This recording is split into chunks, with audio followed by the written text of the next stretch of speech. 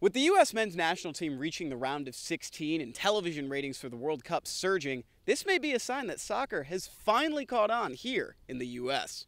Speed, hitting, defense, and a new 6-year, $54 million contract. Cleveland Indians second baseman Jason Kipnis has it all, and it began right here on this youth baseball field in Northbrook, Illinois. Coming up, kayaking in a drainage ditch? You won't want to miss this.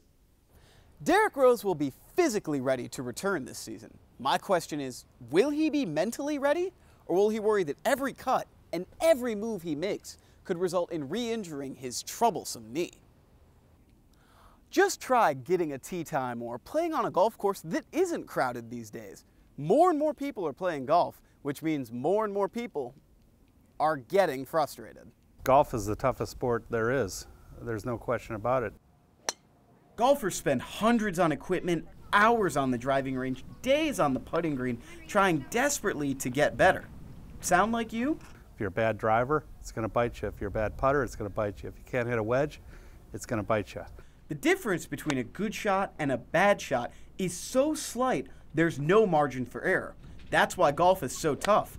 Can equipment actually make you better? Unless you get your technique right, equipment won't help you. Technique. Many can't do it on their own. That's why at first, investing in golf lessons may be more important than investing in fancy clubs. If you can control the club face of the ball and control the sequencing of the swing, you can become a good golfer. That's what Dickman focuses on most, plus the most common mistake golfers make. I would say most people come over the top of the ball and slice the ball. Once you've taken lessons, you have to practice. Even with practice, though, sometimes you don't get much better. You agonize. Is it all worth it?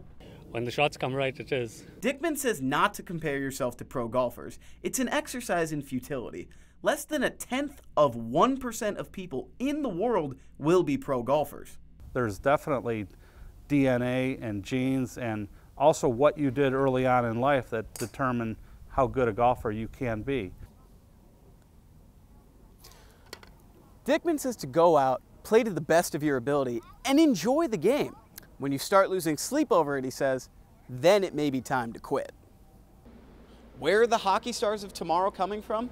Possibly from camps in Chicago, just like the one you're about to see.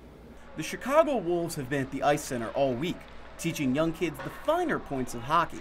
There's no doubt the success of the Wolves, and of course the Blackhawks, has spurred a lot of interest in the sport.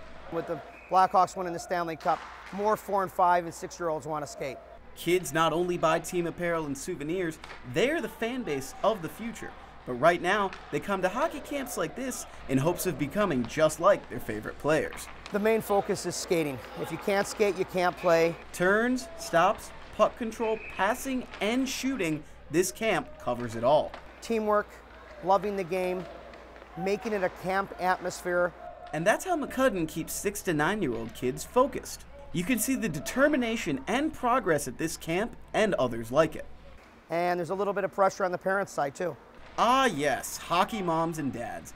McCudden has to deal with that too. He's got a few choice words for them. Let your child play the game and enjoy the game. It's not you living through them. Let them have fun at the game, not you. You just watch. This camp continues for the rest of the week. You can check out the Hawks and Wolves websites for more information about camps around the city and suburbs. A shocker at Wimbledon. Serena Williams withdraws, and it was painful to watch. Serena appears disoriented in a first-round doubles match with Sister Venus and was forced to quit. She couldn't catch the ball, couldn't keep her balance, was unsteady on her feet. After the ordeal, she broke down and cried. Williams is suffering from a viral infection. She later said she was devastated at having to withdraw, but will be back next year at the All England club. So what's up with Carmelo Anthony and his run at free agency? Here's the latest. Carmelo visited Houston on Wednesday. He visited the Bulls on Tuesday. If Anthony does join the Rockets, it would add another scorer to a team that already features Dwight Howard and James Harden.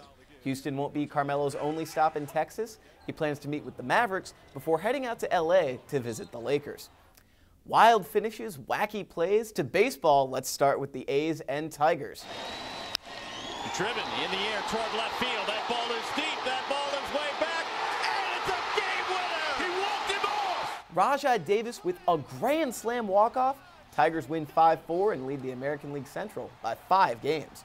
You'll never see a better double play than this. Rockies Nationals, a grounder up the middle. DJ LeMayo backhands it to Troy Tulowitzki, who barehands it and fires to first to complete the double play. And you will probably never see a triple play like this one again. Indians versus the Dodgers, Michael Brantley making the catch, throws it all the way home to Yan Gomes, who tags the runner at the plate for out number 2.